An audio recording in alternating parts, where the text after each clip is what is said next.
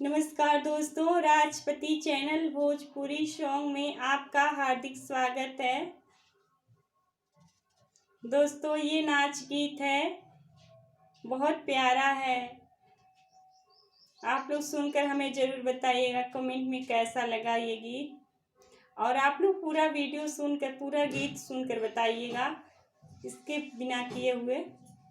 आप लोग हल्का हल्का देख लेते हैं, फिर उसको छोड़ देते हैं। पूरा देखकर फिर उसको बताइएगा।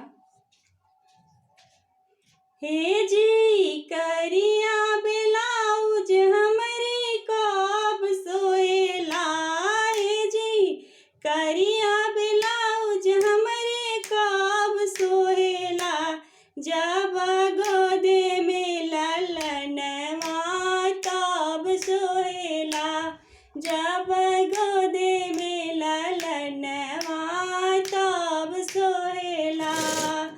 हे जी गोदे में ललनवा हमरे कब सोहेला, हे जी गोदे में ललनवा हमरे कब सोहेला, जब सासु खेलवैया तब सोहेला, जब सासु खेलवैया तब सोहेला। हे जी सासु खेलवैया हमरे कब सोहेला, हे जी सासु खेलवैया हमरे कब सोहेला, जब ननदो नचनिया तब सोहेला, जब ननदो नचनिया तब सोहेला।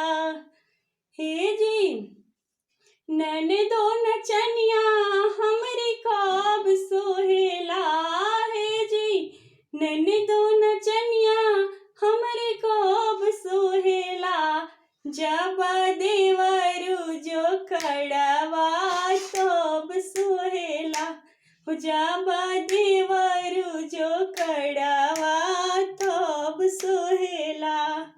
हे जी करिया ब्लाउज हमरे कब सोहेला, हे जी करिया ब्लाउज हमरे कब सोहेला, जब गाइलो गवनवा तब सोहेला, जब गाइलो गवनवा तब सोहेला।